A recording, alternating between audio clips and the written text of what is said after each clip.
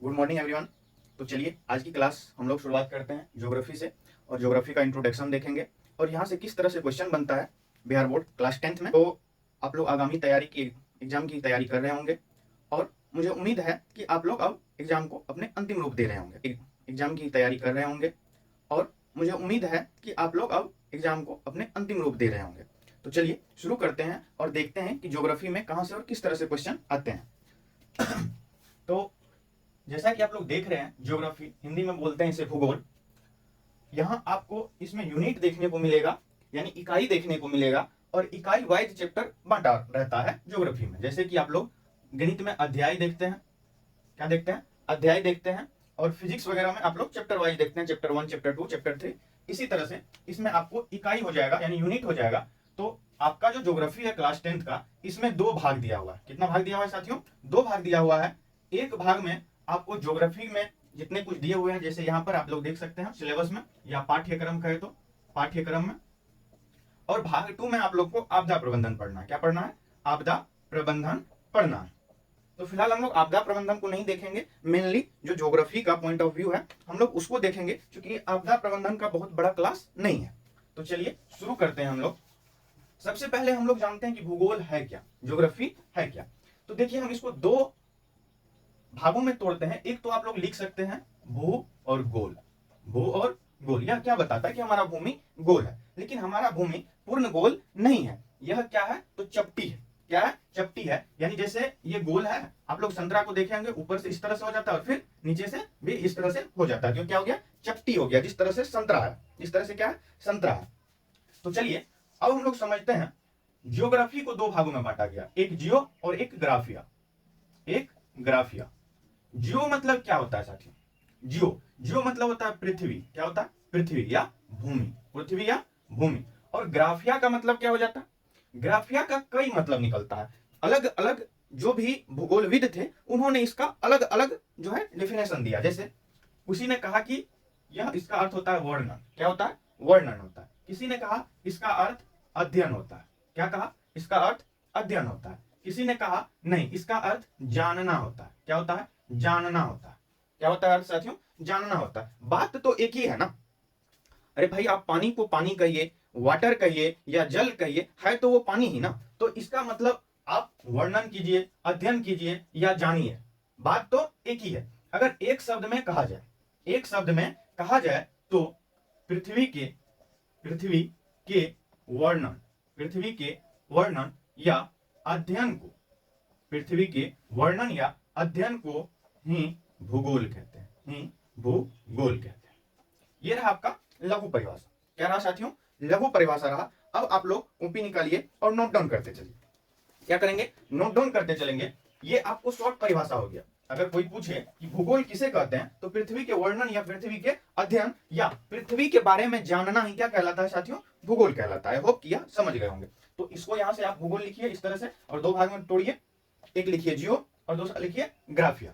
फिर जियो के नीचे ऐसे आप लोग पृथ्वी दीजिए या फिर भूमि दीजिए। ग्राफिया के नीचे वर्णन या अध्ययन या जानना लिखिए और एक स्टार बनाइए, या चाहे तो आप ऐसे पॉइंट बना के लिख सकते हैं या फिर इस तरह से पॉइंट बना के आप लोग लिख सकते हैं। तो लिखिए पृथ्वी के वर्णन या अध्ययन को ही भूगोल कहते हैं।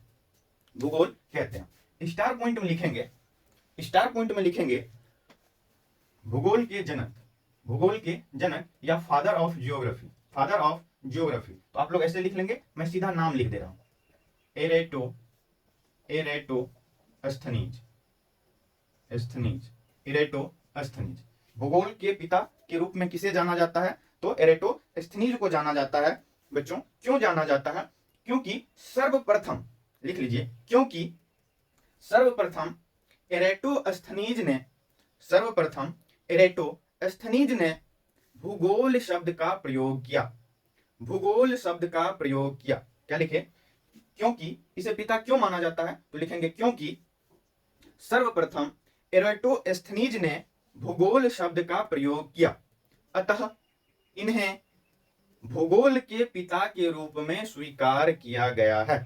अतः इन्हें भूगोल के पिता के रूप में स्वीकार किया गया है। चलिए अब हम आगे बढ़ते हैं और एक परिभाषा लिखेंगे आप लोग। अब भूगोल दे करके, भूगोल दे करके डैश दीजिए।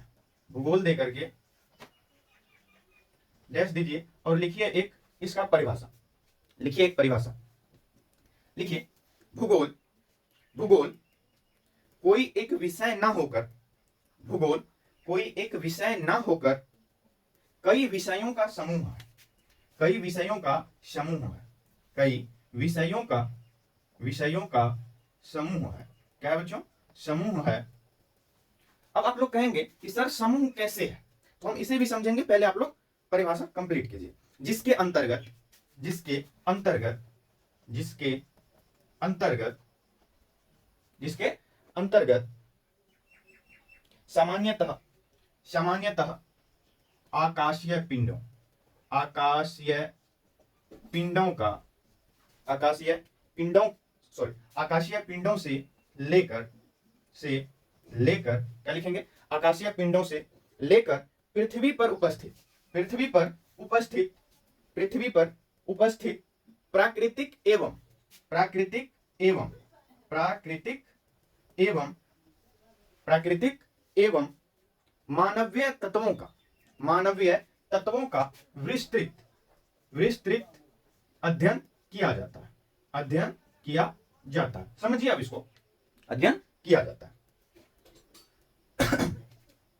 कई विषयों का समूह का क्या मतलब है?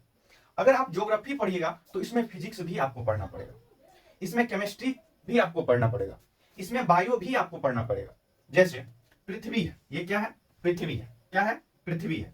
तो पृथ्वी पर आप बताइए, पृथ्वी पर जल है, पृथ्वी पर जल है, पृथ्वी पर वायुमंडल हम पढ़ेंगे, वायुमंडल के बारे में पढ़ेंगे। तो जब हम जल पढ़ेंगे, जल पढ़ेंगे, सागर पढ़ेंगे, सागर के बारे में पढ़ेंगे, और जल कहाँ है? सागर में है, सागर के बारे में पढ़ेंगे। तो क्या पढ़ेंगे हम? समुद्र विज्ञान पढ़ेंगे। इसे नोट नहीं करना है आप लोगों को, सिर्फ समझिए, समुद्र विज्ञान पढ़ेंगे, पढ़ते हैं। क्या पढ़ते हैं? समुद्र विज्ञान पढ़ते हैं। उसके बाद जब हम लोग जीव मंडल, जीव के बारे में पढ़ते हैं, यानी कि जिस तरह से पशु पक्षी पेड़ पौधे, तो उसे हम लोग क्या बोलते हैं? जैव मंडल बोलते हैं। जीव मंडल या जैव मंडल बोलते हैं, जीव या जैव मंडल बोलते हैं। और जीव के बारे में हम कहां पढ़ते हैं? जंतु के बारे में कहां पढ़ते हैं? तो बायोलॉजी में पढ़ते हैं। कहां पढ़ते हैं? तो बायोलॉजी में पढ़ते हैं। इसी तरह से जब हम वायुमंडल के बारे में पढ़ेंगे, इसके बारे में वायुमंडल के बारे में पढ़ेंगे, एटमॉस्फेयर के बारे में पढ़ेंगे, तो वो हो जाएगा वायुमंडल विज्ञान। क्या हो जाएगा? वायुमंडल विज्ञान। तो इस तरह से कई विषयों का अध्ययन हम भूगोल के अंतर्गत करते हैं। तो इस सब को रखा जाता है आप लोगों को वर्ल्ड ज्योग्राफी में। कहां रखा जाता है? वर्ल्ड ज्योग्राफी में। तो जिसे अभी हम लोग नहीं पढ़ेंगे, ये आप लोग जब 11th 12th में जाएंगे तब देखने को मिलेगा। आई होप कि इतना आप लोग समझ गए होंगे। तो मैं इसे मिटा दे रहा हूं, आप लोग नोट डाउन कर लेंगे या फिर इसका स्क्रीनशॉट कर लेंगे। इसका क्या कर लेंगे? स्क्रीनशॉट कर लेंगे। वीडियो क्लियर है सभी को? चलिए अब हम लोग आगे बढ़ते हैं, अब हम लोग आगे बढ़ते हैं। तो चलिए अब हम लोग देखते हैं पाठ्यक्रम और टॉपिक लिखेंगे। इतना तो आपको इंट्रोडक्शन हो गया, उसमें कई ज्यादा और भी ऐड हम कर सकते हैं, लेकिन वीडियो लंबा हो जाएगा। कोई खास चीजों को हमको उसमें ऐड करने की आवश्यकता नहीं है। देखिए समझदार वो है जो ये नहीं, जिसे ये नहीं करना है कि हमें क्या पढ़ना है, हमें क्या छोड़ना है, तभी जाके हम अच्छे से एग्जाम क्रैक कर सकते हैं। तो आप लोग ऐसे देंगे पाठ्यक्रम, फिर इसमें लिखेंगे इकाई 1 और लिखेंगे भारत, और इस तरह से करके संसाधन एवं उपयोग, भारत संसाधन एवं उपयोग। देखिए संसाधन क्या है, जब हम अब इस चैप्टर की शुरुआत करेंगे तो अच्छे से पढ़ेंगे। इसमें आपको, इसी चैप्टर में आपको 5 चैप्टर पढ़ने होंगे इसके अंदर, जिसमें क, ख, ग, घ और अंग करके आप लोग पढ़ेंगे, जो पहला ही चैप्टर में आप लोग को आएगा। फिर दूसरा चैप्टर में हम लोग पढ़ेंगे कृषि के बारे में। किसके बारे में पढ़ेंगे साथियों? कृषि के बारे में पढ़ेंगे। फिर निर्माण और उद्योग, कि किस तरह से निर्माण हुआ, उद्योग का विस्तार हुआ, और देखते ही देखते कई जगह उद्योगों का क्या हो गया? तो विस्तार हो गया। उसके बाद फिर परिवहन, हम किसी वस्तु को किस तरह से यहां से वहां ले जाते हैं, ये परिवहन हो गया। फिर संचार एवं व्यापार। उसके बाद इकाई 5 में पढ़ेंगे बिहार कृषि एवं वन संसाधन, यानी बिहार में किस तरह से कृषि की जाती है, किस तरह की भूमि है। और उसके बाद हम क्या पढ़ेंगे? वन के बारे में पढ़ेंगे, जंगल के बारे में पढ़ेंगे। और 6 में आप लोग को मानचित्र का अध्ययन करना होगा। तो मानचित्र से भी 1 से 2 प्रश्न पूछे जाते हैं। यहां से आप लोगों को दवा के क्वेश्चन पूछा जाता है, यहां से भी पूछा जाता है और इधर से भी पूछा जाता है। तो मिला जुला के ज्योग्राफी से क्वेश्चन का वेटेज सबसे ज्यादा होता है और ठीक ठाक होता है। तो आई होप कि इसे आप लोग नोट डाउन कर लिए होंगे। तो चलिए अब आप लोग डालिए हेडिंग संसाधन। अगर आप लोग नहीं लिख पाते होंगे तो वीडियो को रोक के भी बाद में लिख लीजिएगा। तो संसाधन या रिसोर्सेज, तो देखिए सबसे पहले अगर हमें कोई सूचना भेजना होता था, सूचना भेजना होता था, तो एक आदमी कोई इस सूचना को लेके जाता था और बी आदमी के पास पहुंचाता था, जिसमें क्या होता था कि बहुत समय लगता था। मान के चलिए कोई आदमी 2000 किलोमीटर दूर में कोई आज मरा, और अगर वो पैदल चला या किसी वस्तु से चला तो जाते जाते उसको 2-3 दिन लग जाएंगे, कुछ ज्यादा भी लग सकता है, कम भी लग सकता है, तब जाके यहाँ इसके पास सूचना पहुंचेगा। लेकिन आज क्या है, हमारे पास मोबाइल है। क्या है हमारे पास? मोबाइल है। और मोबाइल में हम लोग क्या करते हैं, मोबाइल की सहायता से यहाँ से वहां संदेश सूचना भेजते हैं। तो इस प्रकार का जो भी वस्तु है, जो भी वस्तु यानी दुनिया में जितनी भी वस्तुएं हैं जो हमारी सहायता करती है, जो हमारी क्या करती है, सहायता करती है, वह संसाधन है। मानव भी एक संसाधन है। क्यों? क्योंकि इंसान एक दूसरे के काम आता है। समुद्र भी एक संसाधन है, क्योंकि समुद्र से हमें क्या मिलता है, समुद्र से हमें लगभग 80% ऑक्सीजन हमें समुद्र से प्राप्त होता है। कितना प्रतिशत? 80%, क्योंकि समुद्र में भी बहुत सारे पेड़ पौधे हैं और समुद्र से हमें बहुत सारा चीज मिलता है, लाइक डीजल, पेट्रोल, उसके बाद मोतियां, कई सारे चीज हमें कहां से मिलते हैं, तो समुद्र से मिलते हैं। तो समुद्र भी हमारे लिए एक बहुत बड़ा संसाधन है। तो लिखेंगे आप लोग परिभाषा में, मानवीय आवश्यकताओं को, मानवीय आवश्यकताओं को पूरा करने वाली प्रत्येक वस्तु संसाधन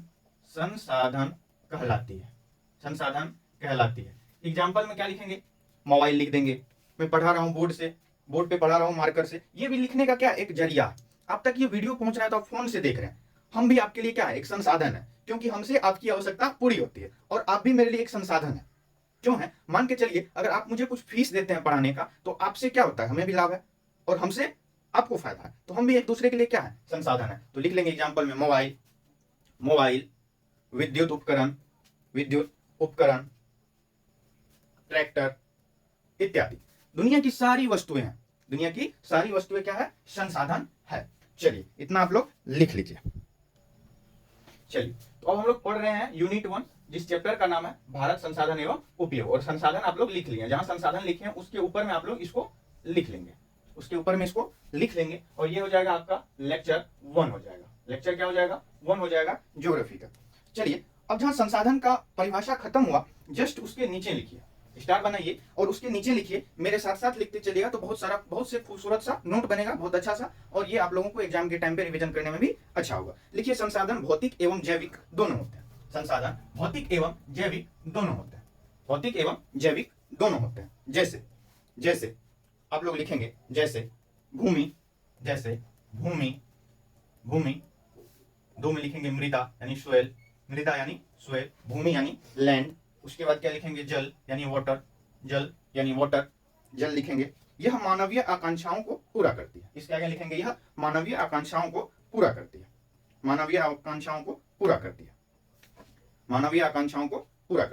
यह आप लोगों को क्या हो गया, भौतिक हो गया। क्या हो गया? भौतिक हो गया, फिजिकल हो गया। क्या हो गया?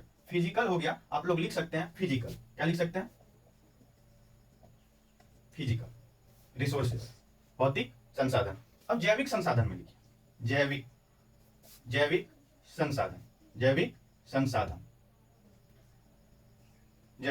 संसाधन, इसको हम इंग्लिश में बोलेंगे बायोलॉजिकल रिसोर्सेस। इसमें लिखिए वनस्पति, वन्यजीव तथा जलीय जीव। ये संसाधन मानवीय आवश्यकताओं को सुखमय बनाते हैं, या मानवीय जीवन को सुखमय बनाते हैं। आवश्यकता काट देंगे, मानवीय जीवन को सुखमय बनाते हैं। नीचे में एक नोट डाल दीजिए और लिखिए, किंतु भौतिक तथा जैविक दोनों पदार्थ भौतिक तथा जैविक दोनों पदार्थ तकनीकी के सहारे ही उपयोगी हो सकते हैं।